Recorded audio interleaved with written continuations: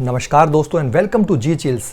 आइए इस रिपोर्ट को देखते हैं। अमेरिका ने हाल ही में भारत को एक बहुत बड़े सैंक्शंस के लिए धमकी दी है।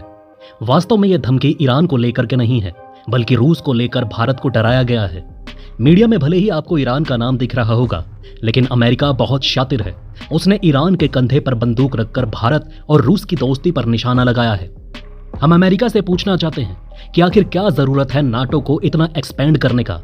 बिना किसी वजह के आपने पूरे यूरोप को बर्बाद कर दिया। दोस्तों, अमेरिका और उसके डॉलर की मनमानी को रोकना होगा, नहीं तो ये लोग भारत को चैन से जीने नहीं देंगे। जिस प्रकार भारत के चुनाव में अलग अलग पार्टियां हिंदू, मुस्लिम और डिफरेंट जातियों के बीच पोलराइजेशन करके फायदा उठाती हैं, ठीक उसी प्रकार अमेरिका रूस का इस्तेमाल करके पूरी दुनिया को पोलराइज करता है और डर दिखाकर अपने हथियारों का व्यापार बढ़ा रहा है। लोग चाहे कितने भी मारे जाएं, लाखों महिलाएं विधवा हो जाएं, हजारों बच्चे अपने पेरेंट्स को खो दें, इससे अमेरिका को कोई फर्क नहीं पड़ता। उसे बस अपने हथियार कंपनियों को चमकाना है। उसने न केवल यूनाइटेड नेशन, IMF और वर्ल्ड बैंक को हाईजैक कर रखा है, बल्कि अपनी फॉरेन पॉलिसी के दम पर दुनिया के लगभग सभी देशों के फॉरेन पॉलिसी को भी हाईजैक कर रखा है। मैं अमेरिकी नेतृत्व से पूछना चाहता हूं, आखिर क्या जरूरत थी पाकिस्तान जैसे आतंकवादी देश को F-16 लड़ाकू विमान देने की? उसे परमाणु हथियार क्यों प्रोवाइड किया गया? UNSC में आप लोगों ने ताइवान को रिप्लेस करके पीपल रिपब्लिक ऑफ चाइना को वीटो पावर क्यों दिया, जिसने तिब्बत के हजारों मासूमों को मारते हुए उसकी जमीन पर कब्जा कर लिया था? क्या आप लोगों ने तिब्बत में खून बहाने वाले चीन को वीटो पावर का अवार्ड दिया था? यह सब तानाशाही और दादागिरी नहीं तो और क्या है। भारत शांति से अपना जीवन जीत आया है, लेकिन इसके बावजूद आप लोगों ने पाकिस्तान को परमाणु बम दे दिया और चीन को UNSC में परमानेंट सीट दे दी, और आज वो अपने वीटो पावर के इस्तेमाल से पाकिस्तानी आतंकवादियों को बचा रहा है। अरे ये क्या ड्रामा चल रहा है। उसके बाद जब भारत ने अपने सेल्फ डिफेंस में खुद हथियार उठाकर अलग अलग देशों में अपने दुश्मन आतंकियों को ढोकना शुरू किया, तो फिर आप लोग सैंक्शंस की धमकी दे रहे हो। अगर आप सचमुच में वर्ल्ड पावर हो तो पाकिस्तान में बैठे हाफिज सईद और दाऊद इब्राहिम को क्यों नहीं पकड़ते, जिसने भारत में सैकड़ों मासूमों का खून बहा दिया। अरे भैया, आखिर चाहते क्या हो? जो आपकी प्रॉब्लम है वो दुनिया की प्रॉब्लम हो सकती है, लेकिन जो भारत की प्रॉब्लम है उसे आप समझने को तैयार नहीं। भारत की परेशानी सुनने के बजाय आप भारत पर सैंक्शंस ठोकने आ जाते हो। आप सभी को अच्छे से पता है कि भारत को क्रूड ऑयल खरीदने की जरूरत होती है। अगर हमें सस्ता क्रूड ऑयल ना मिले तो हमारा देश चल नहीं पाएगा। हमारे फॉरेक्स रिजर्व खत्म हो जाएंगे, सरकार गिर जाएगी, महंगाई के कारण सिविल वॉर हो सकता है। 1991 के समय बैलेंस का पेमेंट क्राइसिस झेलते हुए हम पहले ही सोना गिरवी रखने का अनुभव झेल चुके हैं। अब दोबारा उस मुसीबत में फंसना नहीं चाहते, इसलिए हमें रूस को हथियार बेचने दो, सस्ता तेल खरीदने दो और साथ ही ईरान के साथ शांति से व्यापार भी करने दो, क्योंकि ये हमारी जरूरत है। अगर आपको कोई दिक्कत लगती है तो आओ मिलजुल कर टेबल पर बात करो, लेकिन हर एक प्रॉब्लम का सॉल्यूशन सैंक्शंस से जवाब नहीं हो सकता। आप लोगों ने अपनी दादागिरी से सोवियत यूनियन को तोड़ दिया और फिर बाद में पूरी दुनिया में कत्लेआम मचा कर रख दिया। अब चाहे इराक हो, सीरिया हो, लीबिया हो, अफगानिस्तान हो, हर जगह पर तबाही ही तबाही मचाई गई है। लाखों मासूमों को मौत के घाट उतार दिया गया, क्योंकि आपकी इन हरकतों को जवाब देने वाला सोवियत यूनियन टूट चुका था। इसके बाद आप पूरी दुनिया में रॉबिन हुड बनकर निकले और जो मन में आया करते गए। 15 टुकड़ों में टूटने के बाद सोवियत यूनियन का बचा हुआ हिस्सा रूस अपने पैरों पर खड़ा होकर खुद को मजबूत बनाना चाह रहा है।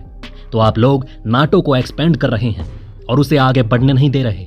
जब आप सोते हुए शेर को उंगली करोगे तो वो आपकी आरती नहीं उतारेगा, बल्कि उसे मजबूरी में हथियार उठाने ही पड़ेंगे। लेकिन जैसे ही वो अपने सेल्फ डिफेंस में हथियार उठाता है, आप लोग मीडिया और प्रोपेगेंडा का इस्तेमाल करके उसे बदनाम करते हो। आप लोगों ने जानबूझकर यूक्रेन संकट खड़ा किया और आज पूरे यूरोप में फाइनेंशियल क्राइसिस आ चुका है। इसका सीधा सीधा असर भारत और चीन के साथ ग्लोबल मार्केट पर भी पड़ा है। दोस्तों, इन सैंक्शन वाले देशों से सतर्क रहने की जरूरत है और जयशंकर साहब जिस प्रकार से जवाब दे रहे हैं वैसा ही विदेश मंत्री आगे भी चाहिए, जो यूरोप में घुसकर उनकी बैंड बजाए, जो अमेरिका को उसकी औकात दिखाए और चीन को घुटनों के बल गिराकर नाकों चने चबवा दे। आज यूक्रेन को तबाह कर दिया गया है। इसके पहले भी अमेरिकी फॉरेन पॉलिसी के कारण कई देश बलिदान दे चुके हैं। आप सभी समझदार हैं, हमें नाम बताने की जरूरत नहीं। ये लोग 1971 में पूरे गैंग बनाकर भारत पर हमला करने आए थे। तो उस वक्त जिस देश ने हमारी मदद की उसे हम हथियार क्यों ना सप्लाई करें। आप लोग रूस के बॉर्डर पर पूरे नाटो देशों के साथ 4 महीने तक युद्ध अभ्यास करोगे, तो फिर रूस को खतरा महसूस क्यों नहीं होगा? और ऐसे में उसके सेल्फ डिफेंस के लिए भारत हथियार सप्लाई करेगा। प्यारे देशवासियों से हम ये बता देना चाहते हैं कि आज भारत को अमेरिका की जरूरत नहीं है, बल्कि अमेरिका को भारत की जरूरत है। यह हकीकत है। आज भारत का मार्केट काफी बड़ा हो चुका है, इसलिए हमें किसी भी क्षेत्र में डरने की कोई जरूरत नहीं। अपीजमेंट पॉलिसी पर चलते चलते 3 के मुकाबले हम अपनी इकोनॉमी को कई दशकों तक हवा ना दे सके। आज जब पूरे पश्चिमी देशों में मंदी का वातावरण छाया हुआ है और भारतीय अर्थव्यवस्था की कुंडली जागने लगी है, तो ये लोग हमें सैंक्शंस का डर दिखा रहे हैं। दोस्तों, इन अंग्रेजों की मानसिकता आज भी फूट डालो राज करो की नीति है। ये लोग भारत को लूट कर ले गए, फिर भारत का विभाजन कर दिया, और आज उसके बावजूद भारत जब तीसरी इकोनॉमी बनने जा रहा है तो ये लोग सैंक्शंस का डर दिखाकर हमें कुचलना चाहते हैं। अगर आप आंख और कान बंद करके अमेरिका को फॉलो करते रह गए तो आपका हाल भी पाकिस्तान जैसा होगा। आप देखिए कैसे वहां आटा और भिंडी पाने के लिए लोग नाली में कूद रहे हैं। भारत चांद पर पहुंच गया, इसे लेकर वो लोग अपने गाल पर तमाचे मार रहे हैं। ये सब देखकर अमेरिका खुश होगा, क्योंकि दूसरों की तरक्की उससे देखी नहीं जाती। चाहे अमेरिका का कोई दोस्त हो या कोई दुश्मन हो, सब के सब बेमौत मारे जाते हैं। इस बात का इतिहास गवाह रहा है, इसलिए अमेरिका से दूरी बनाकर रहने में ही फायदा है। हम सभी को इंदिरा गांधी जी के बहादुरी को नमन करना चाहिए, जिन्होंने अमेरिका और ब्रिटेन के साथ साथ सभी पश्चिमी देशों के आगे झुकने से मना कर दिया था। इसके साथ ही हमें मोदी और जयशंकर जी की भी तारीफ करनी होगी, जो इस देश के हित में फैसला ले रहे हैं। केंद्र में चाहे कोई भी पार्टी आ जाए, जो हमारे भारत के लिए सॉलिड फॉरेन पॉलिसी, मजबूत डिफेंस स्ट्रेटेजी और धमाकेदार इकोनॉमिक पॉलिसी बनाएगा, उसकी तारीफ करनी होगी। नहीं तो आप सभी देख सकते हैं पाकिस्तान का क्या हाल हो चुका है।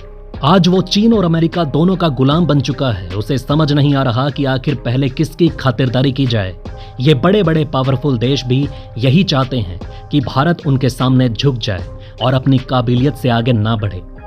ये लोग इजराइल को हथियार और पैसे देकर गाजा में मासूमों की लाशें बिछा रहे हैं, तो ये ठीक है। लेकिन अगर भारत अपने देश के लोगों के लिए ईरान के एक पोर्ट से सेंट्रल एशिया तक पहुंचने की कोशिश कर रहा है, तो इन्हें दिक्कत हो रही है। आज हम रूस को छोटे छोटे कुछ हथियार प्रोवाइड कर रहे हैं ताकि वो सेल्फ डिफेंस कर सके, तो ये भी इनसे देखा नहीं जा रहा। आज हमारा भारत अगर तीसरी इकोनॉमी बनने जा रहा है तो इसमें युगों युगों की नियत और कर्म निष्ठा जुड़ी हुई है। हमें पंडित नेहरू, लाल बहादुर शास्त्री, इंदिरा गांधी, अटल बिहारी वाजपेयी और नरेंद्र मोदी जैसे महान लोगों के योगदान को नहीं भूलना चाहिए, जिन्होंने हजारों दबाव झेलने के बावजूद कई बार इन सभी लोगों को अंतर्राष्ट्रीय पटल पर जलील भी किया है, ताकि ये लोग बड़ी ताकतों के सामने झुक जाएं। लेकिन किसी की कुर्सी चली गई तो किसी की अनजान तरीके से आकस्मिक मौत हो गई। लेकिन इन लोगों ने देश से कभी समझौता नहीं किया। ऐसे लोगों को भारत कभी नहीं भूलेगा। ये सभी लोग राजनीति से ऊपर उठकर आदर पाने योग्य हैं। इस तरह की पीड़ा हमारा भारत आज़ादी के बाद से ही झेलता रहा है। आज़ादी के पहले तो हमारे देश ने अनगिनत यातनाएं झेली हैं, लेकिन अब हमने चेक एंड बैलेंस करना सीख लिया है। ना हम किसी को अकड़ दिखाएंगे और ना ही किसी के सामने झुकेंगे। हमें सॉफ्ट पावर का इस्तेमाल करते हुए डाइवर्स पार्टनरशिप करने की ज़रूरत है। अमेरिका के चक्कर में चीन से युद्ध शुरू कर देना ये बहादुरी नहीं, और साथ ही चीन के दबाव में हमें बॉर्डर से एक कदम पीछे भी नहीं हटना है। इसके लिए हमें स्ट्रेटेजिक अलायंस बढ़ाना होगा। धन्यवाद।